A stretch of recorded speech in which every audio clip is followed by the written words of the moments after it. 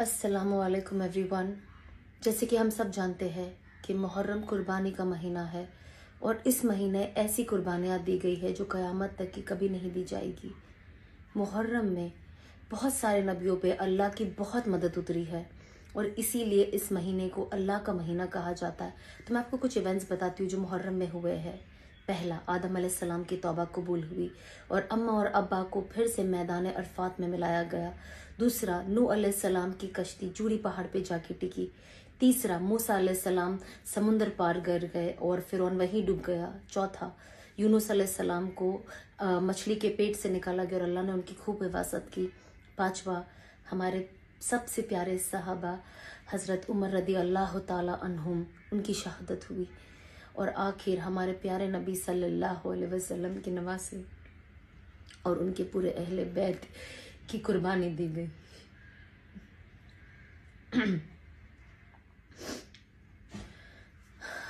तो ये एक ऐसा ये जो इंसिडेंट्स जो हुए हैं, जो ऐसी सारी कुर्बानियां हैं जो हमें मरते दम तक का हमें याद रखना बहुत ज़्यादा ज़रूरी है। बट सबसे अहम बात क्या थी?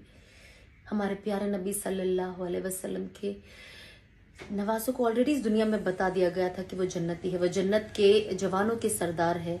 लेकिन तो भी जन्नत करबला के मैदान पे जंग के वक्त उन्होंने, जानते वक्त के 5,000 लोगों का लश्कर है और जंग है, उन्होंने अपनी नमाज नहीं छोड़ी क्योंकि वो उम्मत को यही पैगाम देना चाहते थे कि जो भी हो नमाज नहीं छोड़ना।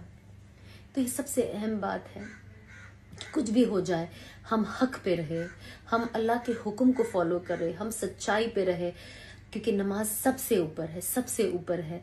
तो बस हमें इस चीज़ पे कंसंट्रेट करना चाहिए कि हम अपनी नमाज को ना छोड़ें, क्योंकि जब हम अपनी नमाज नहीं छोड़ेंगे तब जब तो हमारे हज़रत हुसैन की और अहले बैत की जो कुर्बानी है तब जाके सही माने में पूरी होती है। तो हम कोशिश करें कि हम इन कुर्बानियों को वैल्यू करें और इस चीज़ को अपने जहन में रखें कि ये सिर्फ मुहर्रम के 10 दिन नहीं है या सिर्फ एक कहानी के सुन लिया और हम थोड़े आंसू बहा लिए। आंसू तो बेशक बहेंगे, कैसे नहीं बहेंगे। अहले बैत की कुर्बानी इतनी बड़ी है। रसूलुल्लाह सल्लल्लाहु अलैहि वसल्लम ने दीन के खातिर अपने पूरे घर को कुर्बान कर दिया और हम नमाज के लिए खड़े नहीं हो सकते। रसूलुल्लाह सल्लल्लाहु अलैहि वसल्लम का आखिरी मैसेज हमेशा यही था कि मेरी उम्मत नमाज ना छोड़ना, मेरी उम्मत नमाज ना छोड़ना।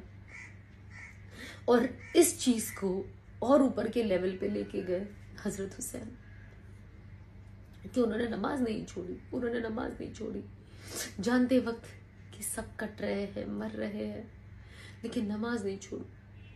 क्योंकि असल तो उम्मत को पैगाम था कि नमाज नहीं छोड़ना।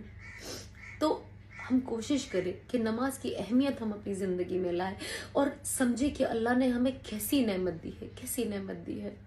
अगर हम वाकई ही रसूलुल्लाह सल्लल्लाहु अलैहि वसल्लम की उम्मती है और उनसे वाकई ही वो मोहब्बत रखते हैं, हम अगर उनकी अहले बैत से ये मोहब्बत रखते हैं, तो हम कोशिश करें कि हम अपनी ज़िंदगी भी बदलें, नमाज को वक्त पे अदा करें, पूरी नमाजें पढ़े, वक्त पे पढ़े।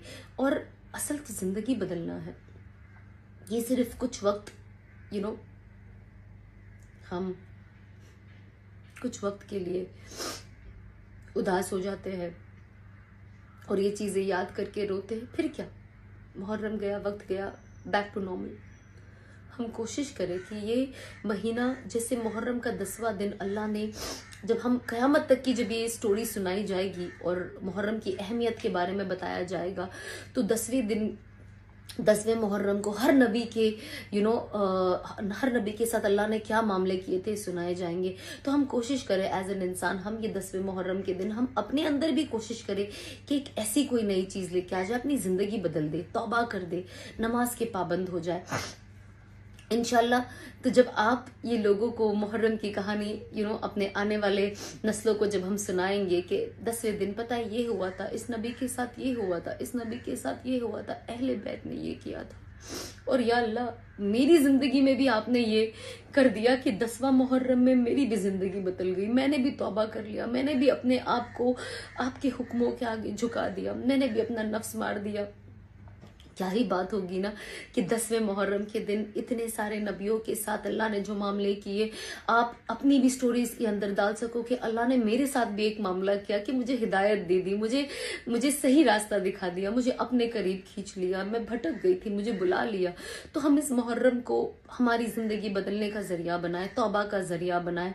हम इस मुहर्रम को अपनी नमाज को पाबंदी से पढ़ने का मौका बनाए। शायद, यू नेवर नो, शायद आज का वो दिन है जो अल्लाह वेट कर रहे कि मेरे बंदे मांग। आज तो हम सब रोजा है, और ये 2 रोजे हमने रखे हैं, तो हमें अल्लाह से दुआ मांगना चाहिए, क्योंकि मुहर्रम, रमजान के बाद अगर सबसे ज्यादा किसी रोजे की अहमियत है तो मुहर्रम की है।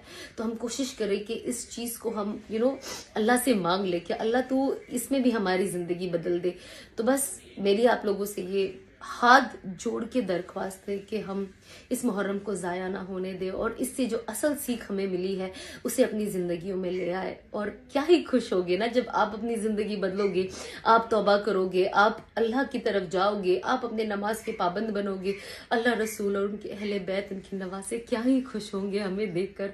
उन्हें लगेगा कि असल मायने में जो हमने कुर्बानी दी है वो काम आ गई, देखो हमारी उम्मत के लोग कैसे बदल रहे हैं। तो आप प्लीज कोशिश करें, और इस साल मुहर्रम का 10वां दिन आप अपने आप को भी इसके अंदर गिनती कर दे। अस्सलाम वालेकुम।